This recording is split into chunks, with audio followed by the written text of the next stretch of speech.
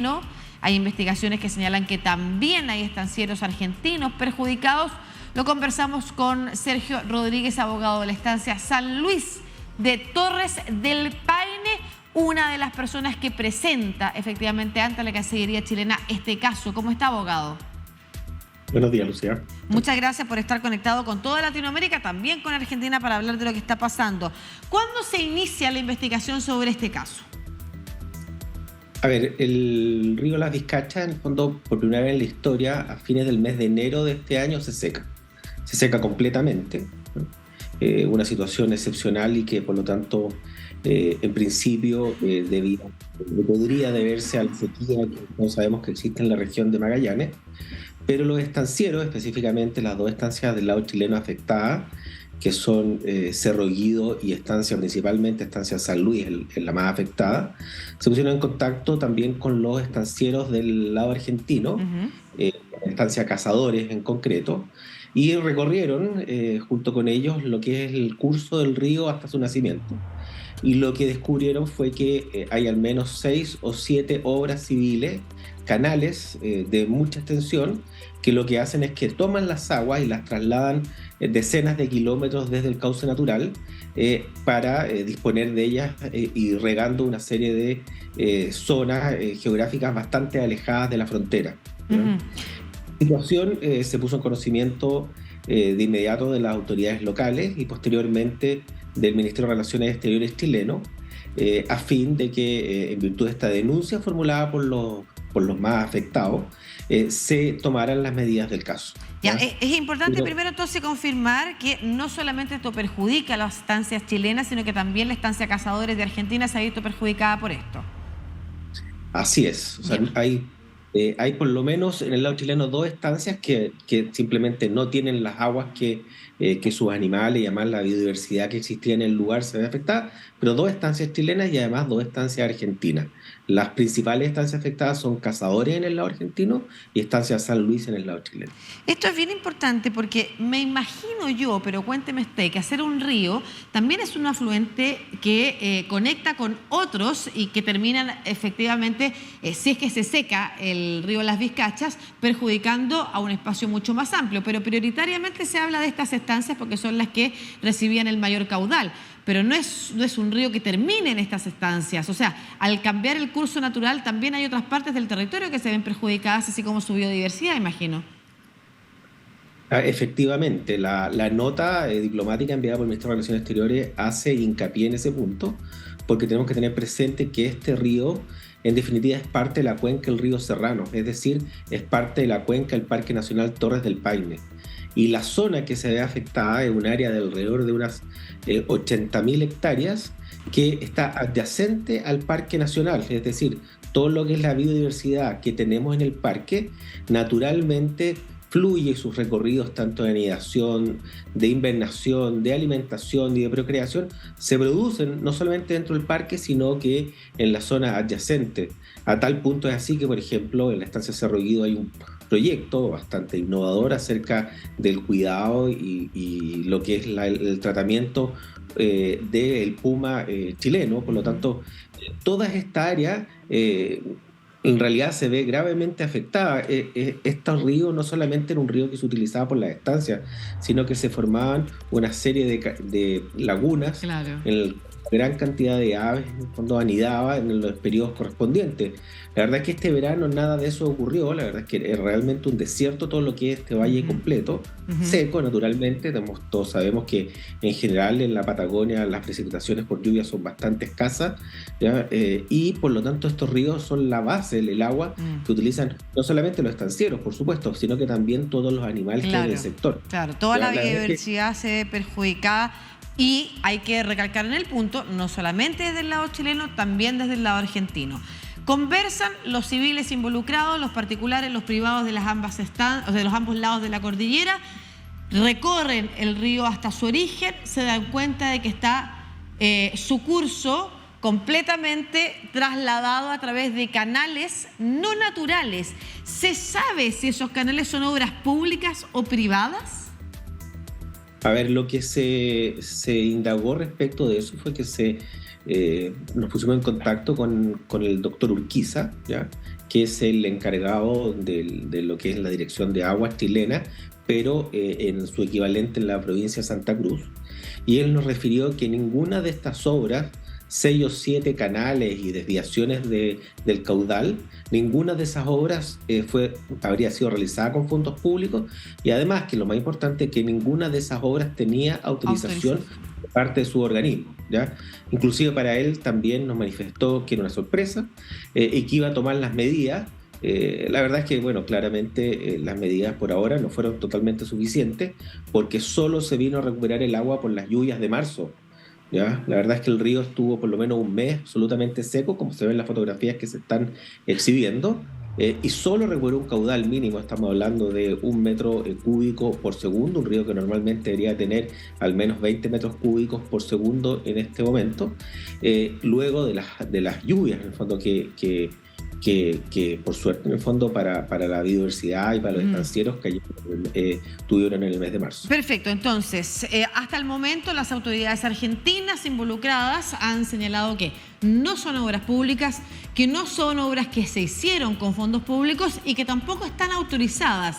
¿Se conoce el origen? ¿Quiénes están siendo beneficiados por el cambio del caudal del río por la construcción de esos canales? Principalmente son 2 estancias, ¿ya? No tenemos el detalle de los propietarios, ¿ya? Pero son 2 estancias que están aguas arriba, en el sector del nacimiento del río Las Vizcachas. El río Las Vizcachas es un río bastante extenso. En el lado chileno tiene alrededor de unos 30 kilómetros desde la frontera hasta que llega al río Las Chinas, que es el río mayor después que termina en todo lo que es la red de lagos hacia el Parque Nacional. Pero en el lado argentino tiene al menos unos 50 kilómetros, y la extracción de agua se produce en el nacimiento, arriba. O sea, la desviación de los canales es muy arriba, y son por lo menos 2 estancias las que se ven principalmente beneficiadas. Claro. A ver, se conversó con algunos de los administradores de las estancias, ¿ya? O sea, hay conocimiento de los propietarios. No, por supuesto, ellos lo reconocen. En el fondo, ellos saben perfectamente, ellos ejecutaron las obras. Estas no son obras que se puedan hacer fácilmente. Perdón. Estamos hablando de obras hechas con maquinaria, con cemento. Perdón, yo no solamente estoy diciendo que se reconocía en términos de que usted me mencionaba que o sea, que no iba a dar los nombres de los propietarios en algún momento, pero sí los conocen, saben perfectamente quiénes son y han tenido relación con ellos. Y ellos, además, me dice usted que reconocen que fueron los autores de las obras. Perfecto, ¿no? Ellos saben perfectamente. Ellos tienen pleno conocimiento que secaron el río, ¿ya? La verdad es que no dan ninguna explicación, ¿ya? Tenemos que entender que esta es una zona extensa, pero en realidad son pocas las estancias que hay. En total, en todo el río La Vizcacha deben haber unas 10 estancias completas en todo su recorrido. Por lo tanto, se sabe perfectamente cómo se llaman las estancias. Las propiedades son más variables porque dependen de las sociedades y las razones jurídicas, las personas jurídicas que sean propietarias puntualmente, pero siempre son las mismas, siempre han sido los mismos propietarios, y sabemos, en el fondo, y se conversó con ellos.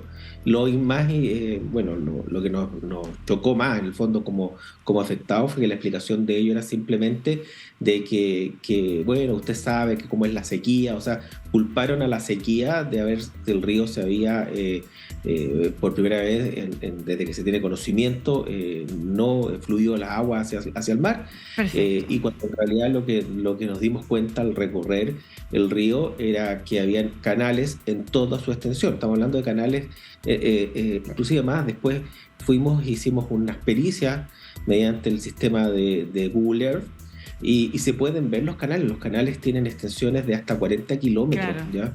Claro. Toman las aguas y las llevan a otro valle. De eso se trata lo que está ocurriendo. 2 preguntas concretas. Eso está prohibido, ¿no es cierto? No se puede hacer, al menos sin autorización del Estado, el encauzamiento a través de canales no naturales de un río. Esa es una primera pregunta concreta. Y la otra es, ¿este es un juicio entre civiles? ¿Por qué las cancillerías tienen que tomar entonces roles acá? Esa es la pregunta. ¿Por qué no es solo un juicio entre civiles, sino que se transforma en un problema entre estados? A ver, este es un río binacional, ¿ya? Surge en el territorio argentino, en Sierra Baguales, y termina en el río Las Chinas, en el territorio chileno.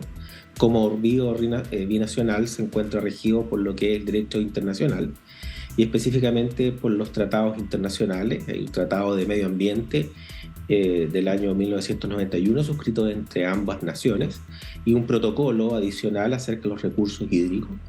Este es un problema en definitiva de soberanía de ambos países que se ha visto afectada por la medida de particulares del Estado argentino, específicamente la soberanía chilena, y por lo tanto, al tratarse un conflicto o un problema de derecho internacional, quien corresponda que represente los intereses de nuestro país es el Ministerio de Relaciones Exteriores, ¿ya? Y lo que se ha hecho es efectivamente colocar en conocimiento de la autoridad central argentina, es decir, del Ministerio de Relaciones Exteriores, instándole, tal cual como se ha solucionado en otras ocasiones algún problema similar, a que dentro de lo que es el protocolo de recursos hídricos comunes se active y se conozca en una mesa de trabajo binacional que existe sobre esta materia para solucionarlo. Respecto a la pregunta que me hace si es que está o no prohibido, la verdad es que eso es parte del derecho consuetudinario internacional, ¿ya? O sea, en ningún caso un país puede